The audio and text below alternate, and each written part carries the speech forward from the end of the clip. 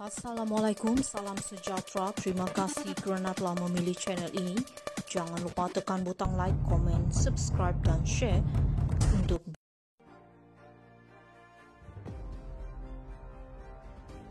Muhyiddin hina institusi agung lagi. Rumah siap tetapi pahat masih berbunyi. Itulah kata-kata yang paling tepat untuk diberikan kepada pengerusi Perikatan Nasional yang juga merupakan Presiden Bersatu, Muhyiddin Yassin. Beliau dilihat masih lagi tidak boleh menerima kenyataan bahawa beliau sudah kehilangan jawatan Perdana Menteri. Apa yang lebih membuat kita kesal adalah beliau secara terang-terangan menghina dan mempersoalkan kredibiliti institusi yang di-Pertuan Agong. Sikap derhaka itu dengan jelas beliau pamerkan dalam salah satu ucapan di pentas politik pilihan raya kecil Dun Negeri. Dengan angkuh Muhyiddin mendakwa beliau sudah mendapati 115 sokongan ahli Dewan Rakyat selepas PRU15. Dakwa Muhyiddin, sokongan yang beliau perolehi itu membolehkan beliau diangkat sebagai Perdana Menteri untuk membentuk kerajaan yang baru. Tetapi beliau menyalahkan yang di-Pertuan Agong ketika itu, Al-Sultan Abdullah, kerana tidak menjemput beliau untuk mengangkat sumpah. Secara sinis beliau kemukakan soalan kepada hadirin yang akhirnya beliau sendiri yang menjawabnya. Siapa Agong ketika itu? Dari Pahang bukan, sindir Muhyiddin. Untuk rekod memang benar Muhyiddin sudah mendapat surat akuan bersumpah atau SD dari 115 ahli Dewan Rakyat. Tetapi angka 115 yang beliau perolehi itu selepas mencuri sokongan 10 orang ahli Dewan Rakyat dari Barisan Nasional. Sedangkan kita Barisan Nasional belum lagi membuat keputusan sama ada mahu bergabung dengan Pakatan Harapan ataupun Perikatan Nasional. Semua calon yang bakal mewakili Barisan Nasional dalam PRU15 sudah pun menandatangani surat aku janji. Mereka bersetuju untuk memberikan mandat kepada pengerusi Barisan Nasional untuk membuat keputusan sekiranya perlu dibentuk kerajaan campuran. Sekiranya mereka engkar, maka kerusi parlimen yang mereka menangi akan diisytiharkan kosong dan mereka akan disaman 100 juta. Selepas mendapat surat peringatan dari Barisan Nasional, ke semua 10 orang ahli Dewan Rakyat tersebut menarik balik SD kepada Muhyiddin. Dalam arti kata lain, dengan penarikan SD tersebut, Muhyiddin hanya mempunyai 105 sokongan ahli Dewan Rakyat. Jumlah sokongan minima yang diperlukan untuk membentuk kerajaan adalah mendapat sokongan 112 ahli Dewan Rakyat. Sebab itulah yang di-Pertuan Agong tidak memanggil Muhyiddin untuk mengangkat sumpah jawatan Perdana Menteri. Malah baginda menawarkan kepada Muhyiddin untuk membentuk kerajaan campuran dengan Pakatan Harapan. Tetapi Muhyiddin dan Hadi Awang dengan biadab meninggalkan Istana Negara sebelum kata putus dicapai. Persoalannya, mengapakah mesti dipersalahkan Al-Sultan Abdullah? Menghina keputusan baginda buat atas kapasiti sebagai yang di-Pertuan Agong bererti menghina institusi yang di-Pertuan Agong. Ianya adalah satu kesalahan yang menyentuh 3R. Kerajaan yang memerintah sekarang pun hampir menjangkau setengah penggal. Move on lah Muhyiddin. Muhyiddin hina institusi Agong lagi. Rumah siap tetapi pahat masih berbunyi. Itulah kata-kata yang paling tepat untuk diberikan kepada pengerusi Perikatan Nasional yang juga merupakan Presiden Bersatu, Muhyiddin Yassin. Beliau dilihat masih lagi tidak boleh menerima kenyataan bahawa beliau sudah kehilangan jawatan Perdana Menteri.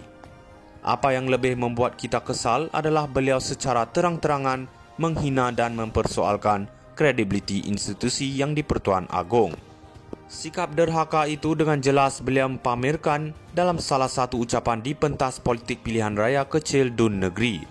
Dengan angkuh Muhyiddin mendakwa beliau sudah mendapati 115 sokongan ahli Dewan Rakyat selepas PRU15. Dakwa Muhyiddin, sokongan yang beliau perolehi itu membolehkan beliau diangkat sebagai Perdana Menteri untuk membentuk kerajaan yang baru. Tetapi beliau menyalahkan yang di-Pertuan Agong ketika itu, Al-Sultan Abdullah, kerana tidak menjemput beliau untuk mengangkat sumpah. Secara sinis beliau kemukakan soalan kepada hadirin yang akhirnya beliau sendiri yang menjawabnya. Siapa Agong ketika itu? Dari Pahang bukan, sindir Muhyiddin. Untuk rekod memang benar Muhyiddin sudah mendapat surat akuan bersumpah atau SD dari 115 ahli Dewan Rakyat. Tetapi angka 115 yang beliau perolehi itu selepas mencuri sokongan 10 orang ahli Dewan Rakyat dari Barisan Nasional. Sedangkan kita Barisan Nasional belum lagi membuat keputusan sama ada mahu bergabung dengan Pakatan Harapan ataupun Perikatan Nasional. Semua calon yang bakal mewakili Barisan Nasional dalam PRU15 sudah pun menandatangani surat aku janji. Mereka bersetuju untuk memberikan mandat kepada pengerusi Barisan Nasional untuk membuat keputusan sekiranya perlu dibentuk kerajaan campuran. Sekiranya mereka engkar, maka kerusi parlimen yang mereka menangi akan diisytiharkan kosong dan mereka akan disaman 100 juta.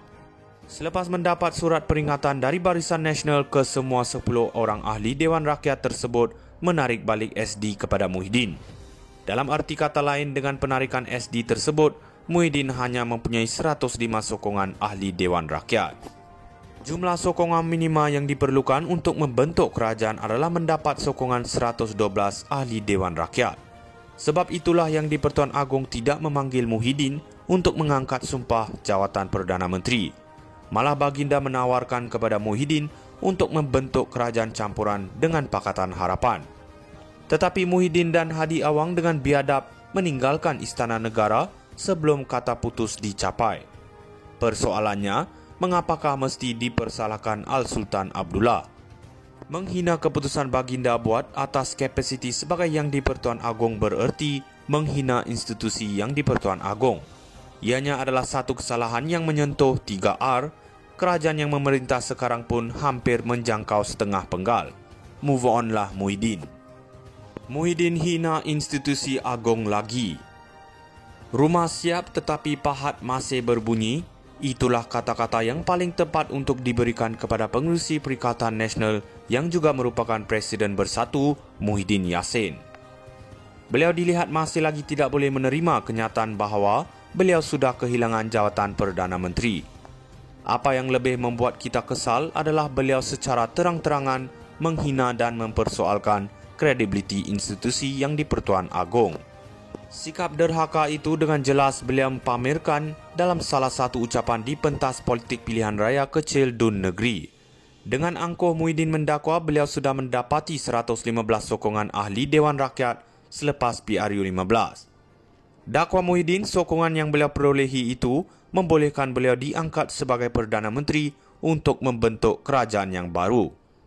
Tetapi beliau menyalahkan yang di-Pertuan Agong ketika itu, Al-Sultan Abdullah, kerana tidak menjemput beliau untuk mengangkat sumpah.